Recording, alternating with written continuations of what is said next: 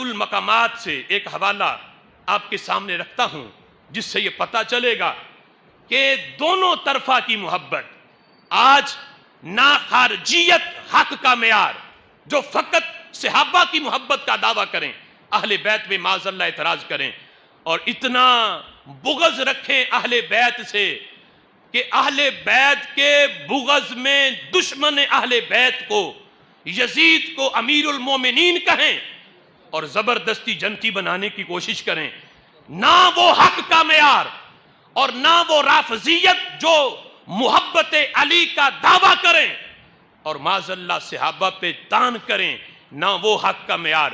حق کا معیار یہ ہے جس نسبت سے حضور کی آل سے پیار ہے اسی نسبت سے حضور کے اصحاب سے بھی پیار کرے۔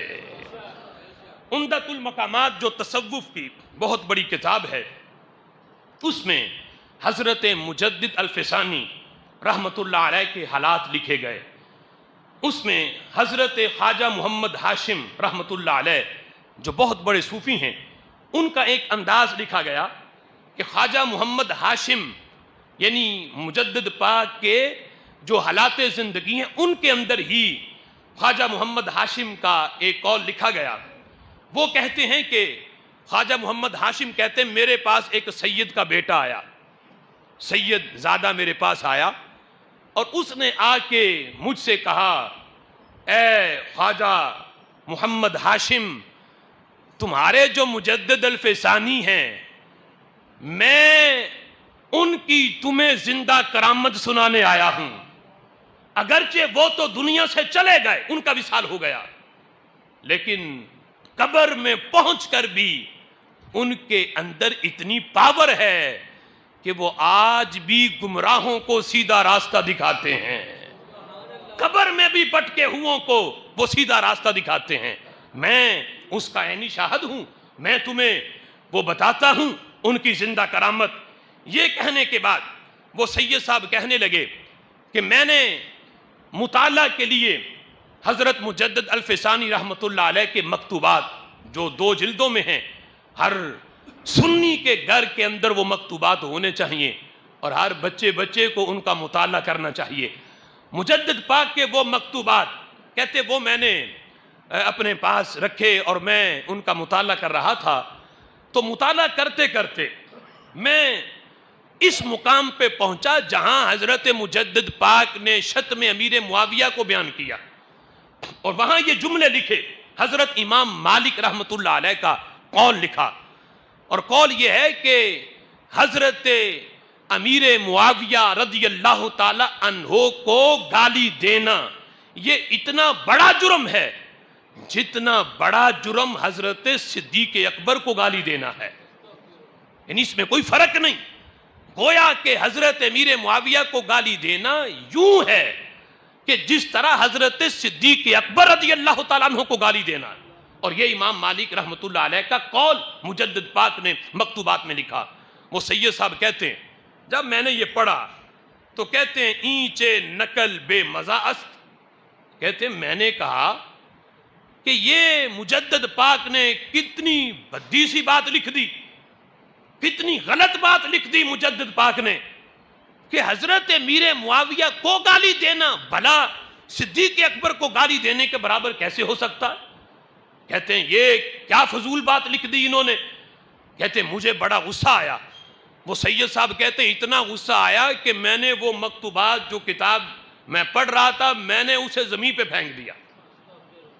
کہتے ہیں جب یہ کام میں نے کیا رات کو سویا تو خواب میں حضرت مجدد پاک آ گئے۔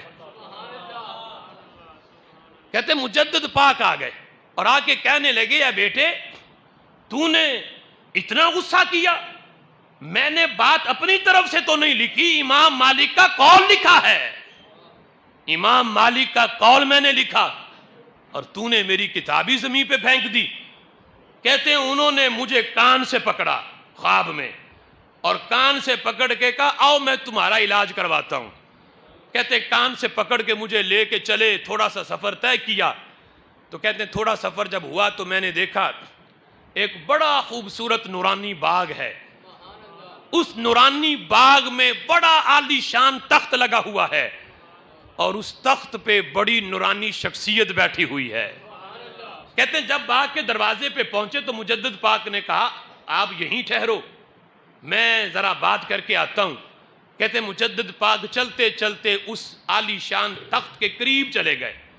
वो जो तख्त पे नूरानी शख्सियत बैठी थी, उन्होंने मुजद्दिद पाक से यूं प्यार किया जिस तरह कोई बाप अपने बेटे से प्यार करता है।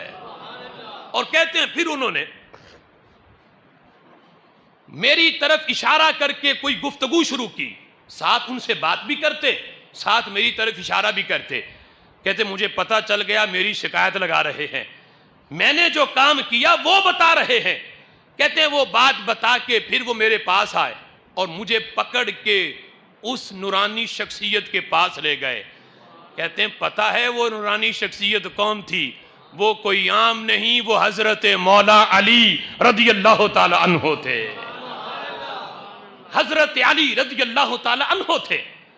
कहते हैं उन्होंने मुझे देख के कहा, ऐ मेरी नस्ल के एक बेटे, ऐ सैयदजादे, मेरी नस्ल में मेरे बेटे, जो मुजद्दिद पाक ने कहा वो हक है। रसूलुल्लाह के किसी सहाबी के बारे में अपने दिल में बुग़्ज़ ना रखना।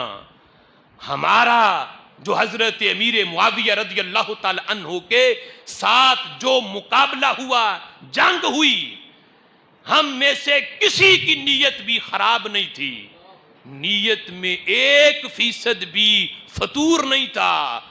हम दोनों की नीयत हक थी, दोनों की नीयत सच्ची थी, दोनों की नीयत में कोई फर्क नहीं था। यानी अपनी नीयत भी बयान की और हजरत अमीर मुआविया रज़ी अल्लाह ताला अन्हु की सदाकत नीयत पे गवाही दी। फरमाया हाँ, एक इज्तिहाद मेरा था, एक इज्तिहाद हजरत अमीर मुआविया रज़ी अल्लाह ताला अन्हु का था। उनसे इज्तिहाद में खता हुई, लेकिन वो खता ऐसी है कि जिस पे कोई उनसे मुआखजा नहीं, बड़ों बड़ों की नेकियों पे वो अजर नहीं मिलता जो अल्लाह ने उन्हें इज्तिहादी खता पे अता फरमा दिया है। लिहाजा उनमें से किसी के बारे में भी अपने दिल के अंदर बुग़्ज़ न रखना। जो मुजद्दिद पाक ने लिखा उसे कबूल करो, उसे मानो। इमाम मालिक का जो कौल है वो भी हक है, जो मुजद्दिद पाक ने लिखा वो भी हक है। वो सैयदजादे कहते हैं जब ये बात हो गई, कहते हैं अभी मैं ख्वाब में ही था तो मैंने फिर अपने दिल का मुआयना किया कि मुझे ये पकड़ के लाए हैं। हजरत मौला अली ने ये बयान भी कर दिया। कहते हैं अब मैंने अपने दिल का मुआयना किया कि क्या गंद दिल से निकला है या नहीं निकला, दिल के अंदर तहारत आई है या नहीं आई। तो कहते हैं जब दिल का मुआयना किया तो दिल की हालत फिर वैसी थी। फिर मैंने ये कहा, दिल ने फिर कहा, होते कौन है मुजद्दिद पाक ये लिखने वाले कि हजरत अमीर मुआविया को गाली देना ये सिद्दीक अकबर को गाली देने के बराबर है। कहते फिर मेरे दिल की हालत वैसी थी। कहते हैं जब मुजद्दिद पाक ने मेरे दिल की हालत देखी, हजरत मौला अली ने देखी, तो उन्होंने कहा इसका इलाज ऐसे नहीं होगा। कहते हैं हजरत मौला अली ने मुजद्दिद पाक को हुक्म दिया कि इसकी गुद्दी पे जोर से थप्पड़ लगाओ।